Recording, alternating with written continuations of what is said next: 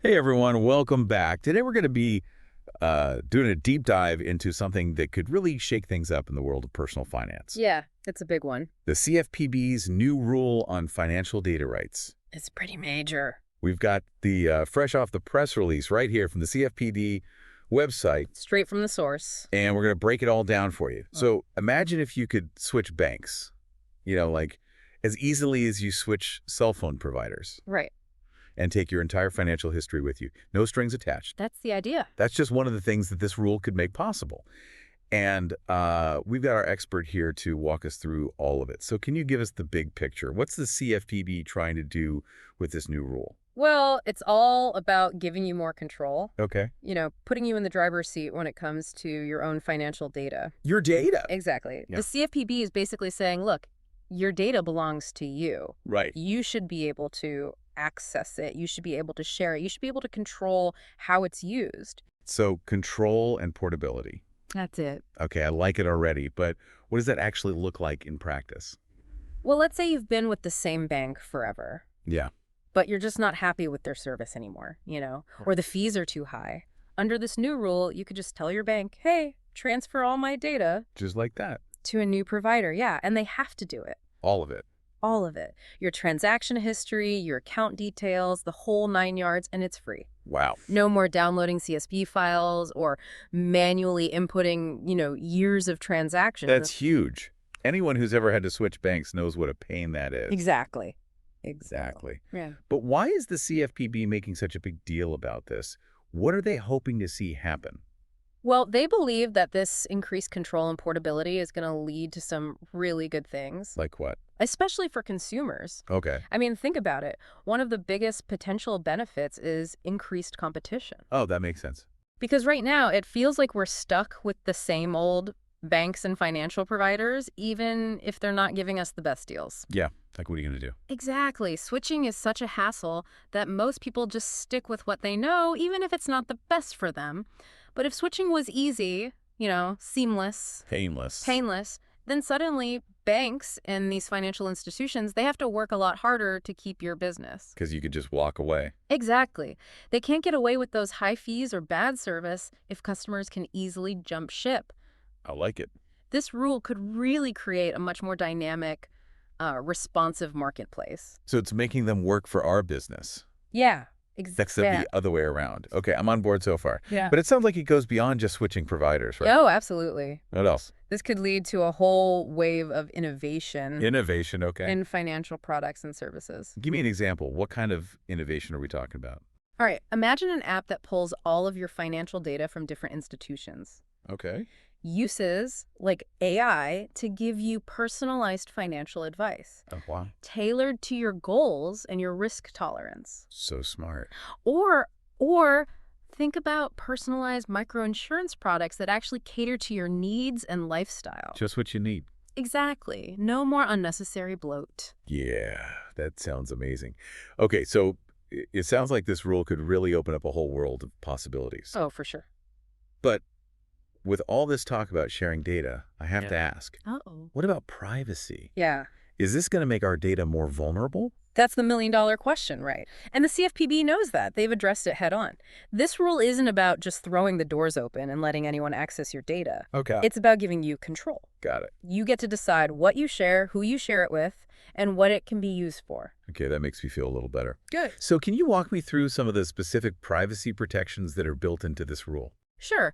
One of the key things is something called purpose limitation. Purpose limitation. It's a fancy way of saying that any company that you share your data with can only use it for the specific purpose you authorized. So no more like bait and switch tactics where they ask for your data to like pre-approve you for a loan and then they turn around and sell it. No. Or use it to bombard you with ads for stuff that you can't afford. Exactly. They can't do that. The rule puts a stop to that kind of shady data harvesting. That's good. That's a relief. What happens if I change my mind about sharing my data? You can revoke access anytime you want. Really? Just like that? And when you do, they have to stop using it immediately. They can't hold on to it? Nope. Deletion is the default. They're not allowed to just keep your data forever. That's great. There are some specific rules for data retention, but they're very limited and they need your permission. Okay, so it's kind of like lending a friend your car. Exactly. They can only use it for what you agreed to, and you can take the keys back whenever you want. That's a great analogy. Okay, I'm starting to get a much clearer picture of how this rule works and what it could mean for me, but when does this all actually happen? Well, they're rolling it out in stages. Okay. The biggest institutions, like the major banks and credit card companies, they need to be compliant by April 1st, 2026. So mark your calendars, everyone. April 2026, that's when things get interesting. What about smaller banks and credit unions? They have a little more time. Okay. Their deadline is April 1st, 2030. And some very small banks and credit unions are actually completely exempt. Okay, that makes sense. So just to recap, this new rule, it's all about giving you, the consumer, more control over your financial data. That's right. And the goal is to create a more competitive market. Yep. Hopefully lower prices, better services. That's the hope. Maybe a whole bunch of new innovative financial products. We'll see. And all with strong privacy protections. But let's get a little more specific. The CFPB press release, it highlights 3 kind of compelling use cases for this rule. So the first one, we've already touched on, switching banks. Right, yeah. So imagine switching banks is as simple as picking a new one and just giving them permission to transfer your data. Just like that. You don't have to download anything. You don't have to manually input anything. You don't have to worry about losing your transaction history. Exactly. That sounds like a dream come true for anyone who's ever been frustrated with their bank. It is. But dreaded the thought of actually going through the hassle of switching. For sure. Okay, so what's the next big benefit that they highlight? Well, how about shopping for a better rate? Oh, yes. On a loan, credit card, even a deposit account. That's always such a pain. I know. But imagine with this new rule, you could share your financial data with different providers, just like that. Okay. They can quickly see your situation and offer you the most competitive rates. I love it. You get to find the best deal without all the hoops you usually have to jump through. This is great. Okay, so what's the third example? What stood out to you? This one's particularly interesting, I think. This rule could lead to more secure and more competitive pay-by-bank options.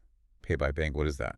It means you could authorize a payment directly from your bank account to, a merchant or somebody else without having to use a credit card network or a payment processor. So you cut out the middleman. Exactly. Lower transaction fees for everybody. That's good. Potentially open up a whole new world of possibilities for peer-to-peer payments, microtransactions, all sorts of things. So this rule, it's not just about me, the individual consumer. Right. It could affect the whole financial ecosystem. It really could, fostering innovation, creating a more responsive, dynamic financial marketplace. Wow. I feel like we've just scratched at the surface here. There's so much to unpack with this rule and its potential impact. I'm really interested to dig deeper into the privacy aspects. Sure. Explore some of the challenges, maybe some potential risks we need to be aware of. But we're going to continue our deep dive right after this. Okay, so we've been talking about how the CFPB rule, it's supposed to give us more control over our financial data, Right. More competition, maybe even lead to some really cool innovations. Hopefully. But, handing over our data, even with these new controls, it can feel a little, I don't know. Yeah, I got it. A little risky. Makes sense. What's to stop companies from, finding loopholes or just misusing our information? Yeah, that's a valid concern. And that's why the rule, it goes beyond just giving you access and control. It also lays out some very specific rules for how companies can actually use your data. Okay, so what kind of rules are we talking about? Well, for example, they specifically prohibit something called bait-and-switch data harvesting. Bait-and-switch data harvesting. That sounds pretty shady. It is shady. So imagine a company offers you, a really great deal on a loan, right? You share your data so they can pre-approve you, but then they turn around and use that same data for something completely different. Like what? Like targeted advertising. Or they sell it to data brokers. No. The rule says they can't do that. Companies can only use your data for the exact reason you gave it to them for. Nothing else. So if I give a company my data to apply for a loan, they can't then use it to show me a bunch of ads for vacations I can't afford. Exactly. They're bound by your consent and the terms of service that you agreed to. Okay, that's good. That makes me feel a little bit better. What other protections are there? Just to make sure that these companies aren't overstepping their boundaries. Well, you always have the right to to revoke access to your data at any time. So I can just cut them off. Yeah, absolutely. And when you do, they have to stop using it immediately. No questions asked. No questions asked. Yeah. Deletion is the default. They can't just hold on to it indefinitely. There are some rules about data retention, but those are very limited and require, you to give them specific permission. Okay, so it sounds like the CFPB is really trying to, you know, strike a balance here between encouraging innovation and protecting our privacy. That's exactly right. It's all about empowering consumers, but not exposing them to unnecessary risk. I like it. So all this talk about data control and innovation, it kind of makes me think about, the bigger picture. What is this shift towards open banking, this idea that we own and control our data? What does that mean for the future of finance, like as a whole? Well, it's a great question, and it's one that a lot of people are really excited about. We could be looking at the very beginning of a pretty massive transformation. Okay, so what kind of transformation are we talking about here? Well, imagine a world where your financial data just seamlessly follows you wherever you go. Yeah. You can get personalized financial advice and products instantly. And you're not, beholden to these big institutions anymore. You can pick and choose the services that actually work for you. That sounds amazing, but also a little, I don't know, Yeah. too good to be true, maybe. It might sound futuristic, but the pieces are all starting to fall into place. We're already seeing apps that can pull together your financial data from different institutions, Right. give you this holistic view of your finances. Yeah. And with this new rule, the potential for these apps and services to evolve, it's huge. What kind of new services are we talking about here? Well, think about it. AI-powered financial advisors that analyze your spending habits, income goals, and they give you these hyper-personalized recommendations Sure. for saving, investing, managing debt. Oh, wow. Or how about a world where you could easily compare and switch insurance providers, Uh-huh. finding the best coverage at the best price, all with just a few taps on your phone. That's incredible. Yeah. It sounds like this rule could really, democratize access to financial services. That's the goal. Make it more accessible, more affordable, more tailored to our individual needs. More inclusive, more dynamic. Okay, so I have to admit, I am starting to feel a little bit optimistic about the future of finance, but, Yeah. let's be real. Uh-huh. There are bound to be some challenges, some bumps in the road as this rule is implemented. Of course. So what are some of the things that we should be keeping an eye out for? What are some of the potential downsides? Well, one thing that people are worried about is, data breaches, Right. cyber attacks. All this data sharing could create more opportunities for that to happen. That's a little scary. It is. So it's going to be really crucial that both the CFPB and financial institutions, that they really prioritize cybersecurity. I mean, we're talking about really sensitive information here. Yeah. The stakes are incredibly high. Yeah. So yeah, stronger security measures are going to be absolutely essential. So that's one thing. What else? The other challenge, I think, is going to be making sure that all these new financial products and services, Yeah. they're actually good for consumers. Right. That they're not just, another way for companies to take advantage of our data. So it's like we don't want to fall into another trap where our data is being used against us. Exactly, even if it's in a more subtle way, Right. Right. So transparency, consumer education, that's going to be really important. I need to know what's going on. People need to understand how their data is being used, what their rights are, how to protect themselves. It sounds like there's a lot of work to do to make sure this transition to open banking really benefits everyone. Oh yeah, it's going to be a process. Okay, so we've talked about the big picture. We've talked about some of the potential challenges. Now let's shift gears a little bit and talk about what this means for you, the listener. What are the key takeaways here? What should you be thinking about as we move towards this new era of data control? We'll get into that right after this. All right, so we've talked about a lot, the ins and outs of this new CFPB rule, how it could change things, the good, the bad, the things we need to watch out for. But let's bring it all home. What does this mean for you, the listener? Well, I think it's time to start thinking about your financial data a little differently. Okay. It's not just something that's, locked away in some bank's computer system. It's a valuable asset, It is. something you can use to your advantage. I like that. But how do we actually, harness this power? What can we do?